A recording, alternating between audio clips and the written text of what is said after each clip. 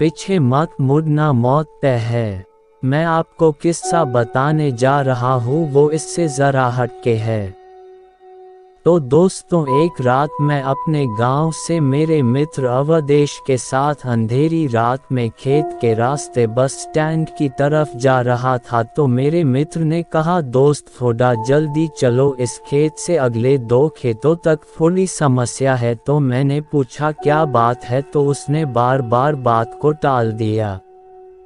लेकिन मेरे ज़्यादा दबाव डालने पर उसने पूरा किस्सा सुनाया। बहुत साल पहले अपने गांव से रात को इन्हीं खेतों से एक आदमी गुजर रहा था।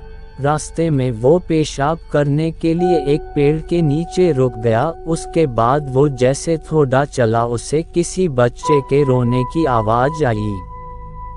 तो उसने सोचा रात को पहरा देने वाले का बच्चा होगा, लेकिन तभी याद आया कि ये खेत तो रामेश्वर काका है, जो 3 साल पहले यहाँ फांसी लगाकर मर गया। वह आदमी सहमे हुए कदमों से आगे बढ़ता रहा और उसके दिमाग में उन लोगों की बातें याद आई कि इस खेत से गुजरते वक्त रात को कभी पीछे मत मुड़ना, कोई रास्ता पूछे तो उसके आंखों और पाँव को मत देखना, कोई कितना भी बोले मत सुनना। ये सब बातें दिमाग में सोचने से उस आदमी की हालत बहुत बुरी हो गई और सोचने लगा कि उसने यहाँ आने से पहले ये सब क्यों नहीं सोचा।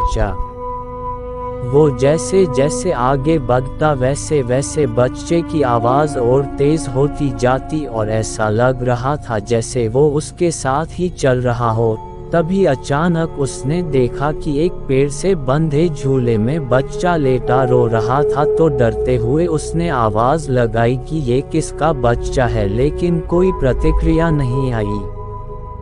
तो डर के मारे आगे बढ़ गया, लेकिन बच्चे की किलकारी सुनकर उससे रहा नहीं गया और उसने पीछे मुड़कर देख लिया। तो उसने देखा वो बच्चा झूले में उसके पीछे पड़ा था। रहम के मारे उसने उस बच्चे को गोद में उठाकर भागने लगा। थोड़ी देर बाद वो बच्चा उसे भारी लगने लगा और देखकर चौंक गया कि उसके पैर लंबे होकर जमीन को छूने वाले थे। उसने घबराकर बच्चे को गोद से गिरा दिया।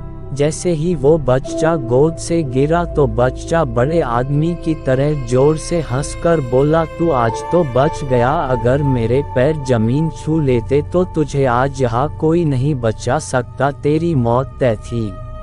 ये कहते ही वो बच्चा गायब हो गया। वो इंसान गिरते पड़ते घर तक पहुंचा और घर पहुंचते ही बेहोश हो गया। जब उसे होश आया तो उसने गांव वालों को ये सारी कहानी बताई। जैसे ही मैंने ये किस्सा सुना तो घबराहट के मारे बिना पीछे मुड़े ऐसा जोर से भागा और कभी उस प्रेत बाधित खेत से रात को नहीं गुजरा।